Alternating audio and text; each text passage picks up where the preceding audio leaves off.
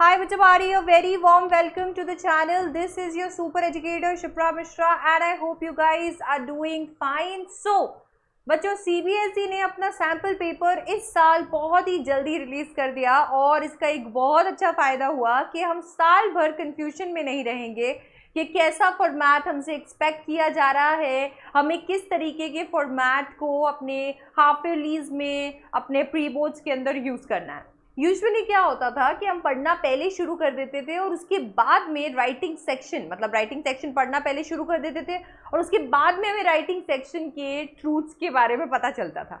Around सितंबर या अक्टूबर या in fact कभी कभी तो इतना डिले हो जाता था कि नवंबर के अराउंड हमें सैम्पल पेपर्स मिलते थे। इन सैम्पल पेपर्स की मार्किंग स्कीम से हमें पता चलता था कि सीबीएसई हमसे क्या एक्सपेक्ट किए हुए हैं, उन्हें क्या चाहिए कि हम आंसर्स में लिखें, हमारे 4 क्वेश्चंस में लिखें जो हमसे पूछे जाने वाले हैं। तो आज की इस क्लास के अंदर हम करने वाले हैं notice writing according to CBSE. और सीबीएसई की जो मार्किंग स्कीम है वो हम यहाँ पर खोल लिए हैं ऑलरेडी, जो लेटेस्ट मार्किंग स्कीम है, और उसी के अकॉर्डिंग मैं आपको पूरा का पूरा कॉन्सेप्ट समझाने वाली हूँ। Let me tell you, CBSE ने आपके जस्ट जो पहले वाले इमीडिएट सीनियर्स हैं उन लोगों के लिए नोटिस राइटिंग का फॉर्मेट जो है वो चेंज कर दिया था। एक नया फॉर्मेट पिक्चर में आया था और वो नया फॉर्मेट ही हम लोगों ने फॉलो किया था। तो आपको इस चैनल पे, मेरे यूट्यूब पे कुछ ऐसे वीडियोस मिल जाएंगे जहां पर मैं उस नए फॉर्मेट को डिस्कस कर रही हूँ। हाउएवर आज के इस क्लास के अंदर हम वो फॉर्मेट डिस्कस करने वाले हैं जो सीबीएसई ने स्पेशली 2023-2024 वाले बच्चों के लिए रिलीज किया है। तो चलिए फिर शुरू करते हैं। सबसे पहले तो आप यहाँ पर देखेंगे, आपको यहाँ पर अगर हम ये देखते हैं तो पूरा creative writing skills marking scheme में देखने को मिल जाएगा। आपको ये चीज़ भी ध्यान में रखना है कि कितने मार्क्स का आने वाला है, तो नोटिस का थोड़ा सा वो यहाँ से हम लोग सीख लेते हैं, ठीक है, हमें आइडिया लग जाए कि सीबीएसई ने क्या प्लान कर रखा है हमारे लिए। तो सबसे पहले तो नोटिस जो है, अगर हम नोटिस की बात करते हैं तो वो 1 नंबर हमें इसमें फॉर्मेट का मिलने वाला है। नोटिस के अंदर 2 नंबर हमें कंटेंट के मिलने वाले हैं और स्पेलिंग और ग्रामर की एक्यूरेसी के लिए 1 नंबर हमें मिलने वाला है। दैट मीन्स ये टोटल जो है 4 नंबर में पूछा जाएगा। तो 4 नंबर के अंदर अब आपका नोटिस आने वाला है। नोटिस राइटिंग ने लिटरली सब कुछ देख लिया, 3 नंबर में आकर भी देख लिया है, 5 नंबर में आकर भी देख लिया है और आज ना तुम्हारी ना हमारी 4 नंबर में भी आकर देख लिया। तो 4 नंबर के अंदर आपको नोटिस राइटिंग जो है वो देखने को मिलेगा। अब अगर हम यहाँ पर इसके लेटेस्ट फॉर्मेट की बात करते हैं, जो कि हमें यहाँ से पता चलता है कि करेक्ट फॉर्मेट एज लिस्टेड, ये जो फॉर्मेट है यही सीबीएसई की मार्किंग स्कीम्स में होगा जिससे आपकी कॉपी चेक होती है। एंड दैट इज व्हाई ये जो करेक्ट फॉर्मेट है यही आपको अपने मिड टर्म्स में, अपने प्री बोर्ड्स में और अपने बोर्ड्स में फॉलो करना रहेगा। Let's look at the format once. ये फॉर्मेट में सबसे पहले हमें जो देखने को मिल रहा है वो है एक बॉक्स। तो हमें फॉर्मेट के अंदर देखने को मिलता है एक बॉक्स। बॉक्स के साथ में ये कंपलसरी रहेगा, अंदर का मटेरियल देख लेते हैं। सबसे पहले आ गया है नेम ऑफ द ऑर्गेनाइजेशन। जब भी आप नोटिस का क्वेश्चन देखेंगे तो वहां पर एक ऑर्गेनाइजेशन का नाम गिवन होगा जो इस नोटिस को रिलीज करना चाहती है। तो आपको उस ऑर्गेनाइजेशन के नाम को सबसे टॉप के ऊपर लिख देना है, नेम ऑफ द ऑर्गेनाइजेशन में लिख देना है, और ये जो टॉप है ये टॉप भी मिडिल में। तो आपका जो बीचों बीच जो फर्स्ट लाइन होने वाला है उसमें आप लिखने वाले हैं name of the organisation. Just उसके नीचे और बीचों बीच आप लिखेंगे नोटिस। आप हेडिंग डालने वाले हैं नोटिस, कैपिटल लेटर्स के अंदर आप ये लिखने वाले हैं NOTICE। बीचों बीच हेडिंग आपने जहां पर नेम ऑफ द ऑर्गेनाइजेशन लिखा उसी के नीचे। अब इसके बाद में अगर आप चाहें तो जगह छोड़ सकते हैं, चाहे तो कोई दिक्कत नहीं है क्योंकि इनफ स्पेस है प्रेजेंटेशन वाइज। तो आप लेफ्ट हैंड साइड पे, यानी कि उस साइड पे जहां पर आपके कॉपीज में मार्जिन होता है उस साइड पे लिखने वाले हैं डेट, ठीक है। तो आप एकदम आपके बॉक्स का जो लेफ्ट हैंड साइड है वहां पर लिखने वाले हैं डेट। ये जो डेट है ये date of writing the notice होता है। दैट मीन्स जिस दिन आप नोटिस लिख रहे हैं उसी दिन की ये डेट होगी। इसके बाद में आप चाहें तो अगेन लाइन छोड़ सकते हैं, अगर नहीं तो आपके पास में यहाँ पर भी इनफ स्पेस है। आप देखेंगे कि यहाँ पर प्रेजेंटेशन पर्पस के लिए फॉर्मेट में अपने आप में काफ़ी ज़्यादा जगह छोड़ी हुई है, तो आपको ज़्यादा लाइनें छोड़ने की ज़रूरत नहीं है। देखिए मैं आपको ये ज़रूर बताना चाहती हूँ कि लाइनें छोड़ने से आपका जो आंसर होता है वो बहुत ही ज़्यादा प्रेजेंटेबल लगता है, बट नोटिस जैसे केस के अंदर आपको सोच समझ के लाइनें छोड़नी चाहिए। ऐसा इसके लिए है क्योंकि नोटिस एक ही पेज पर आना चाहिए और एक ही बॉक्स के अंदर आएगा। दैट मीन्स जिस पेज पे आप बॉक्स बनाएंगे उसी में वो शुरू होकर उसी में ख़त्म होना चाहिए। अगर आपने दिलदारी दिखाकर खूब सारी लाइनें बीच में छोड़ दी तो नेचुरली उस पेज पे नोटिस फिट नहीं होगा और आपको दूसरे पेज पे नोटिस को लेकर जाना पड़ेगा जहां पे आप अपना नंबर गंवा सकते हैं। एक नंबर तो बिल्कुल गंवा सकते हैं क्योंकि ये इंपॉर्टेंट है, ठीक है, ये कंपल्शन है। लाइन छोड़ना या नहीं छोड़ना एक बार को कंपल्शन नहीं है, बट नोटिस बॉक्स का एक ही पेज पे आना इज अ कंपल्शन।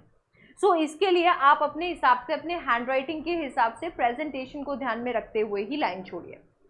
अब यहाँ पर जब हम लोग नेम ऑफ द ऑर्गेनाइजेशन और नोटिस बीच में लिख रहे हैं तो हेडिंग क्यों ना लिखें। डेट जिस लाइन के अंदर आ गया, डेट छूट गया, बाकी की लाइन छोड़ दीजिए। उसके नेक्स्ट लाइन के अंदर बीचों बीच मुझे क्या करना है, हेडिंग डाल देनी है। ये हेडिंग क्या है, ये हेडिंग एक्चुअली टॉपिक है। ये वो टॉपिक है जिस टॉपिक को जिस टॉपिक को पढ़ के लोगों को पता चलेगा कि कंटेंट में क्या लिखा हुआ है। अगर मान लीजिए यहाँ पर एक नोटिस है जो कि डांस कंपटीशन के बारे में है, and I am not interested in dance competition, I was waiting कि एक ऐसा नोटिस आएगा जो सिंगिंग कंपटीशन के बारे में बात करेगा। तो अगर यहाँ पर हेडिंग में डांस कंपटीशन लिखा हुआ है तो मुझे अपने आप पता चल जाएगा कि ये तो डांस कंपटीशन के बारे में है, तो मेरा इससे कोई लेना देना नहीं है। सो इसीलिए ये हेडिंग बहुत काम आती है, ये लोगों को बताती है कि ये नोटिस किस बारे में है। तो ये हेडिंग यूजुअली आप अपने क्वेश्चन से पिक कर सकते हो। क्वेश्चन में यूजुअली आपको टॉपिक दिया हुआ होता है, नहीं तो अगर क्वेश्चन में दी गई हेडिंग काफ़ी ज़्यादा बड़ी है तो आप अपने हिसाब से भी हेडिंग बना सकते हो। मेक श्योर कि यहाँ पे ब्रेविटी बहुत इंपॉर्टेंट है। दैट मीन्स आप कम से कम शब्दों में ज़्यादा बात करने की सोचिए। आप कोशिश कीजिए कि आप कम से कम शब्दों में ऐसी हेडिंग बनाएं जो अपने आइडिया को ज़्यादा बेटर तरीके से कन्वे कर सके, and at the same time eye catchy भी होनी चाहिए, ताकि से वो लोग जो इसमें इंटरेस्टेड हैं वो जल्द से जल्द आकर नोटिस पढ़ लें, एंड ऑफ कोर्स जो हम चाहते हैं कि वो एक्शन लें वो एक्शन भी ले लें। एंड दैट इज़ वाई आपका हेडिंग एकदम बीच में आता है। आप इसे यहाँ से शुरू करके यहाँ ख़त्म नहीं कर सकते हो, तो मेक श्योर कि 3 से 4 वर्ड का आप हेडिंग रखो और बीच में ही उसे लिखो। फाइनली जब हेडिंग भी हमने लिख लिया है तो हमारा एक्चुअल बॉडी जो है यहाँ पर आने वाला है। तो ये एक्चुअल बॉडी के अंदर हम लोग सारे के सारे डिटेल्स को फिट करेंगे। अकॉर्डिंग टू सीबीएसई आपके बॉडी या कंटेंट के अंदर क्या आना चाहिए वो भी हम देखने वाले हैं। यहाँ पर अभी नीचे लिखा हुआ है तो वो भी हम रीड करेंगे, बट अभी फिलहाल के लिए फॉर्मेट के पर्पस के लिए आप ध्यान रखिए कि जो बॉडी है ये बॉडी आपके हेडिंग के नीचे आएगा। इफ़ यू वांट आप हेडिंग और बॉडी के बीच में एक लाइन छोड़ सकते हैं ताकि से आप नोटिस के अपर पार्ट को बॉडी से अलग कर सके। फाइनली जब आपने अपना बॉडी कंप्लीट कर लिया है, डिटेल्स सारी फिल कर दी हैं, तो अब आएगा सिग्नेचर। ये जो सिग्नेचर है ये सिग्नेचर उस पर्सन का होगा जिसका नाम नोटिस के क्वेश्चन में गिवन है। मतलब जो इंसान नोटिस लिख रहा है उस इंसान का सिग्नेचर यहाँ पर होने वाला है। तो पहले सिग्नेचर होगा, और आप बिल्कुल चिंता मत कीजिए कि यहाँ पर मुझे कैसा सिग्नेचर करना है, क्या करना है। It's literally anything. आपको कुछ भी सिग्नेचर करने के लिए बोले तो आप कुछ भी ऐसे ऐसे करके कुछ भी स्क्रिबल कर दीजिए and that will be signature, ठीक है। तो यहाँ पे आपने सिग्नेचर कर दिया। उसके बाद में जो नाम ऑलरेडी क्वेश्चन के अंदर गिवन है वो नाम आपको यहाँ पर लिखना होता है। इसी को हम इशूइंग अथॉरिटी या फिर राइटर कह सकते हैं नोटिस का। ये नाम फुल गिवन होगा तो फुल लिखेंगे, सिर्फ और सिर्फ आपका फर्स्ट नेम लिखा होगा तो फर्स्ट नेम हम यहाँ पर लिखने वाले हैं। अगर इन केस यहाँ पर नाम गिवन ही नहीं है क्वेश्चन के अंदर तो इस नाम को हम लोग इमेजिन करने वाले हैं और इसकी जगह पे लिखने वाले हैं सूडोनिम।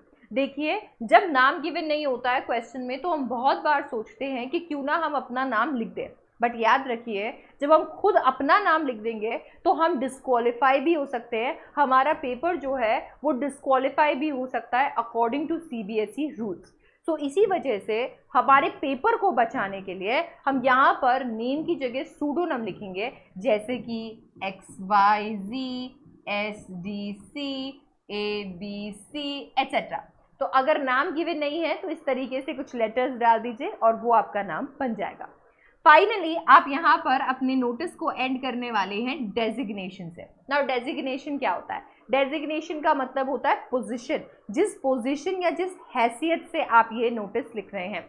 अब नेचुरली अगर कोई नोटिस है और उसको हम सब लोगों के ऊपर एप्लीकेबल करा रहे हैं, और स्पेशली उन लोगों पे जो कि ऑफ कोर्स इससे अफेक्ट होने वाले हैं, तो वो ये ज़रूर जानना चाहेंगे कि इस नोटिस को रिलीज़ किसने किया। अगर स्कूल है तो क्या प्रिंसिपल ने किया है, क्या कैप्टन ने किया है, वाइस कैप्टन ने किया है, वाइस प्रिंसिपल है, एचओडी है, अरे है कौन जिसने ये नोटिस को रिलीज़ किया है। तो ये जानना बहुत ही ज़्यादा ज़रूरी होता है, एंड इसी वजह से आपको यहाँ पर डेजिग्नेशन डालना चाहिए। बट अगर क्वेश्चन के अंदर डेजिग्नेशन गिवन नहीं है तो आप अपने मन मर्जी से डेजिग्नेशन मत अज्यूम कीजिएगा। ये मत सोचिएगा कि मुझे अपने हिसाब से इसको प्रिंसिपल लिख देना चाहिए, कैप्टन लिख देना चाहिए, वाइस कैप्टन लिख देना चाहिए।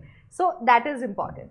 अब आपको जब ये समझ में आ गया है तो आई होप आपको ये क्लियर हो गया होगा कि हम लोगों को यहाँ पे एग्जैक्टली क्या क्या लिखना है अगर बात आती है हमारे फॉर्मेट की। ओके, सो अब हम आगे बढ़ते हैं, देखते हैं कि आखिरकार हमसे क्या एक्सपेक्ट किया गया है, हमसे क्या एक्सपेक्ट किया गया है यहाँ पर कंटेंट में लिखने के लिए। सबसे पहली बात तो ये है आपका क्वेश्चन नंबर 3। ये क्वेश्चन नंबर 3 कंपलसरी क्वेश्चन है। यहाँ पे आपको 2 नोटिसेस जो है वो पूछे जाएंगे। अब ये जो 2 नोटिसेस आपसे पूछे जाने वाले हैं उनमें से आप कोई सा भी एक कर सकते हो, पर नोटिस करना ही रहेगा। तो अभी यहाँ पे करेक्ट फॉर्मेट तो हम लोगों को बता दिया है। अब इसके अलावा हमें यहाँ पर क्या लिखना चाहिए, सबसे पहला आपको अटेंशन ड्रॉ करना है। सबसे पहली चीज़ है आपको अटेंशन ड्रॉ करना है। आपको बेसिकली लोगों को बताना है, जो नोटिस का काम है इन्फॉर्म करना है, आपको लोगों को इन्फॉर्म करना है, और इसके साथ में ये भी बताना है कि यहाँ पर कौन से लोग हैं जिन्हें आप इन्फॉर्म कर रहे हो।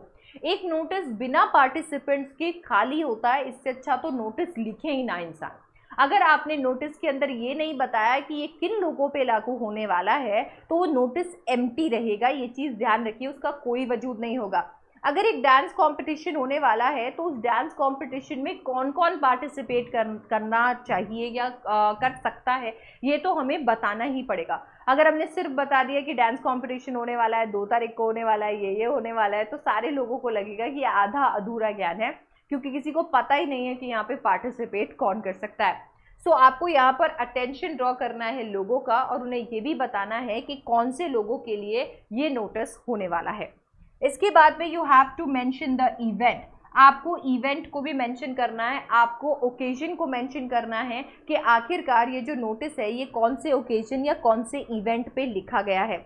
एक चीज़ हमेशा याद रखिएगा कि जब हम ये मेंशन करते हैं तो हम इसके साथ में हमेशा ये मेंशन करते हैं कि ये जो इवेंट है इसे ऑर्गेनाइज कौन कर रहा है।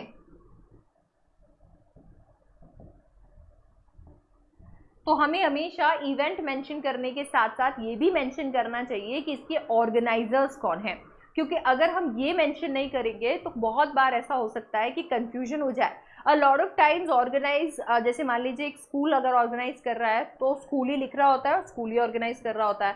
बट बहुत बार ऐसा भी होता है कि एक स्कूल ऑर्गेनाइज कर रहा होता है और आपका जो कह सकते हैं नेम ऑफ द ऑर्गेनाइजेशन है वो ग्रुप ऑफ इंस्टीट्यूशन है, या फिर एक क्लब ऑर्गेनाइज कर रहा है जैसे इको क्लब, लिट क्लब, कोई ना कोई ऑर्गेनाइज कर रहा है और ऊपर name of the organisation school का है। इसी वजह से ऑर्गेनाइजर्स हमेशा लिखना ज़रूरी है।